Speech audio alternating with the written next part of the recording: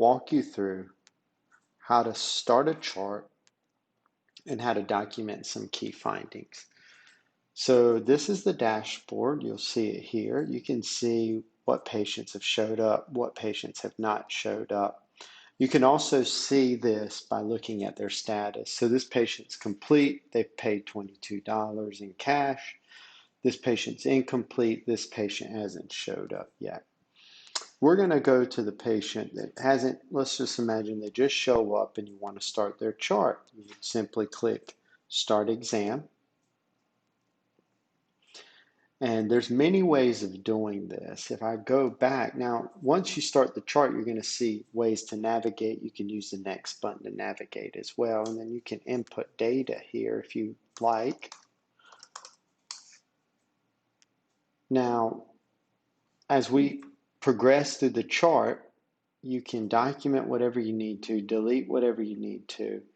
If there's an auto, the staff may put that in. The staff may also put in IOPs, timestamp, date stamp, chief complaint, habitual RX, contact lens, your visual fields and your entrance exams.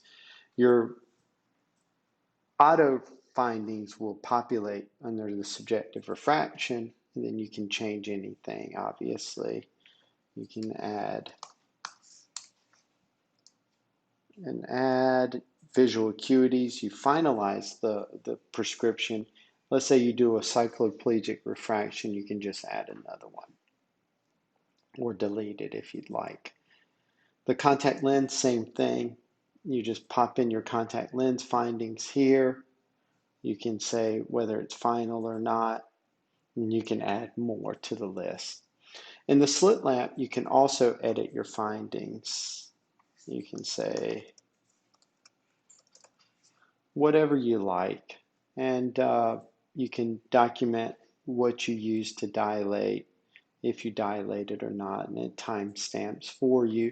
Also, your fundus findings, same thing with slit lamp findings. When we click next, it will populate with a code. You can add another code if you'd like. Let's say that it should populate with presbyopia, but you can add other codes, cataracts, things like that. And then we just recommend putting your assessment and plan below. And then whenever you need to sign your chart, you can just sign here.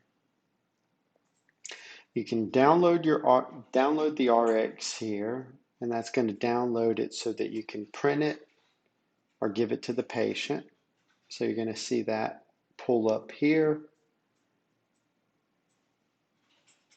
The next screen is your billing screen, which you can add codes if you'd like, or you can have your staff do that. You can add as many as you like here.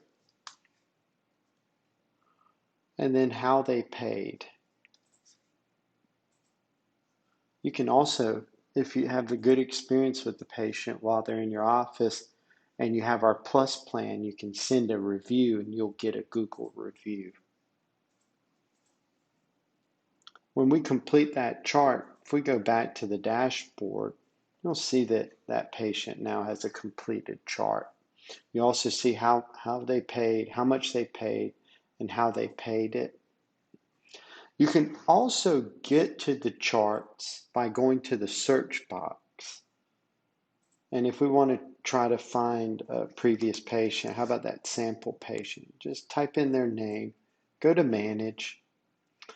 Manage will give you their patient profile, so all their information should be here. But their chart should be here as well. If you need to manipulate this chart or you need to send it to, let's say, a referring physician, you can download the chart. It'll do the same thing. You can download their RX here. And that's really how you would chart a patient. You can also add an additional chart by using this button here, clicking the exam type, and then hitting confirm. It'll create another entry.